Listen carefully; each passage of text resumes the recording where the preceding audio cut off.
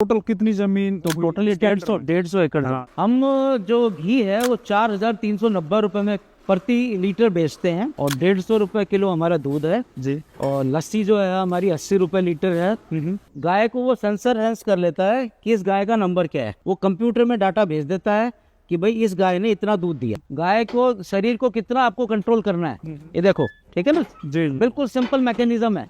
आपको जैसे इसकी टांगों का इलाज करना है तो डॉक्टर जो है दोनों साइड खड़ा हो सकता है। ब्राजील के जो गोपालक है वो आ चुके हैं। पिछले महीने ऑस्ट्रेलिया से गोपालक आए थे। इसका अगर आप टेम्परेचर चेक करेंगे तो रूम टेम्परेचर पे इसमें ऑयल निकल रहा है। अच्छा। और इसमें जो घिस रही है वो केवल नीम की लकड़ी घिस रही है। उसको साबुन के पानी में डुबोते हैं और फिर इसमें अंदर डाल देते हैं ब्रुश। ऊपर से और नीचे से दोनों तरफ से बोतल साफ हो रही है। नमस्कार दोस्तों, आज मैं हूं देश के सबसे बड़े world class hi tech dairy farm पर। यह हाईटेक डेयरी फार्म लगभग 150 एकड़ जमीन में फैला हुआ है। अभी तक हमारे देश के लोग दूसरे देशों के अंदर जाके इस तरह के डेयरी फार्म को देखते थे, वहां पर रिसर्च करते थे, उनके बिजनेस मॉडल को समझते थे। लेकिन हमारे देश का ये एकमात्र ऐसा डेयरी फार्म है जहां पर दूसरे देशों से, विदेशों से लोग आते हैं यहाँ पर सीखने कि भाई इस तरह से आपने ये डेयरी फार्म है जिसको चला रहे हो आप, इसका बिजनेस मॉडल क्या है, इसको किस तरह से आपने स्टेब्लिश किया था। और साथ ही जो डेयरी फार्म है इसके अंदर आपको गारंटी मिलती है 100% सक्सेस होने की। अक्सर हमारे देश के अंदर हर महीना हजारों की संख्या में डेयरी फार्म खुलते हैं और हजारों की संख्या में डेयरी फार्म बंद होते हैं। तो चलिए सबसे पहले तो अपन जानते हैं इस डेयरी फार्म के ओनर से, इस डेयरी फार्म के बारे में पहले लेते हैं एक छोटा इंट्रो। नमस्कार सर। नमस्कार। आपका हमारे चैनल पर स्वागत है। सबसे पहले आप अपना थोड़ा इंट्रो दीजिए, अपना और अपने इस डेयरी का। मेरा नाम कृष्णा मोहन यादव है और ये हमारी जो गौशाला है इसका नाम है गिर अमृतफल और ये गुड़गांव जिले में स्थित है। तो ये कितनी जमीन के अंदर है आपका? ये जो गौशाला है ये 19 एकड़ है जी। फिर एक हमारी गौशाला एक और है जो 17 एकड़ है जी। उसके अलावा 105 एकड़ में हम अपना ऑर्गेनिक चारा उगाते हैं गायों के लिए। टोटल कितनी जमीन? तो टोटल ये 150 एकड़ है। हाँ, इस गौशाला के अंडर में 150 एकड़ जमीन है जो इसके यहाँ पर जितने पशु है उनके लिए काम आ रही है ना।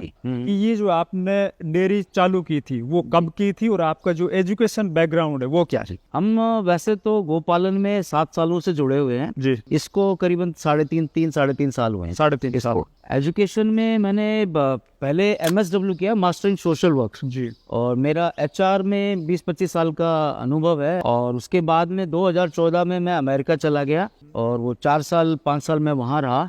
और उसके बाद वापस जब आया तो गौशाला बन चुकी थी हमारी और उसमें खेती बाड़ी से रिलेटेड कोई व्यक्ति नहीं था जो जिम्मेदारी संभाल सके। इसका जो शेड आपने बनवा रखा है के अंदर सब कुछ आपने ये सब सेटअप करा रखा है, तो ये मेरे को लगता है कि अपनी इंडियन टेक्नोलॉजी तो है नहीं, उसके बारे में थोड़ा और बताइए। ये पूरा जो हमारा गौशाला का डिजाइन है ये डेलावेयर स्वीडन की कंपनी है, उसने डिजाइन करके दिया हमको। जी। ठीक है। और ये जो स्ट्रक्चर है ये PEB स्ट्रक्चर बोलते हैं। जी। PEB मतलब है फैक्ट्री में बना, फैक्ट्री में बन के यहाँ पे आया और यहाँ असेंबल हो गया। ये पूरा नट बोल्टों पे है। अच्छा। तो आप कभी भी जब शिफ्ट करना चाहें तो पूरा का पूरा ये नट बोल्टों पे शिफ्ट किया जा सकता है। इसकी जो चौड़ाई है वो है 80 फीट शेड के अंदर की और लंबाई है हमारी करीबन 700 फुट। इसके बाद में ओपन पैडोक है। ओपन पैडोक हमने 50 फीट से लेके 100 फीट तक दे रखा है और हमारा कोई भी पशु यहाँ पे बंधा हुआ नहीं है। जी।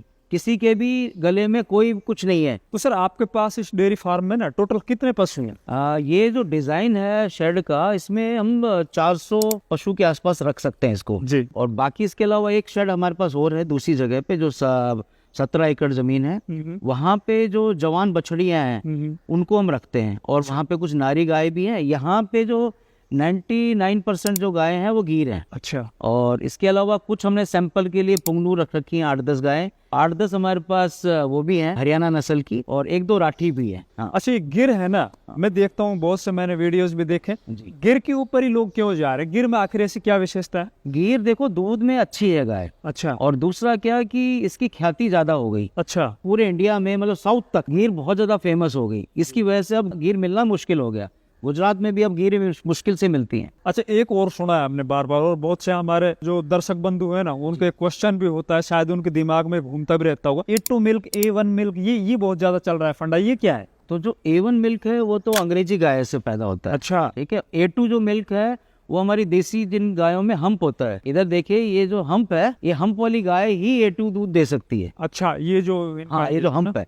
तो ये बात। हाँ, जिसका जितना ज्यादा अच्छा हम्प होगा हाँ हाँ। वो उतनी श्रेष्ठ गाय कहलाएगी। अच्छा। A2 प्रोटीन है। हाँ हाँ। ठीक है, तो अभी हम जो दूध पीते हैं हाँ हाँ। उसमें A2 प्रोटीन की वजह से हम डायबिटीज और बाकी बीमारियों से बच के रहते हैं, लेकिन A1 जो मिल्क है उसमें ये सब चीजें डायबिटीज वगैरह की संभावना ज्यादा है। ज्यादा। अच्छा, ये बीच में क्यों डाल रखा है आपने? ये देखिए करिया पत्ता है, और हमारा करिया पत्ता ये सब गाय को खिलाने के लिए है। करी पत्ता। हाँ, इनको गायों को देंगे तो गाय अच्छा। करिया पत्ता खाएंगी। आपने साउथ की किचन में देखा होगा हाँ हाँ। कि साउथ में जो भी सब्जी बनेगी, जो कुछ बनेगा, चाहे इडली बनी है तो इडली में भी 2 पत्ते डाल देंगे। अच्छा। तो ये क्या है कि शरीर की ना न्यूट्रिशन की रिक्वायरमेंट को पूरा करता है और शरीर के लिए बहुत स्वस्थ है। तो करिया पत्ता भी अब एक्सेप्ट किया जा रहा है कि ये सुपर फूड की श्रेणी में आ गया। जी जी। उसके अलावा अगर हम इधर देखें, मोरिंगा है, मोरिंगा भी सुपर फूड है। मोरिंगा को तो आजकल बहुत ज्यादा ट्रेंड है, मोरिंगा और भी इसको सुपर तो फूड है। डॉक्टर भी बहुत अच्छा बताते हैं, बीमारियों में भी काम आता है। तो ये हमने 12-15 एकड़ लगा रखा है।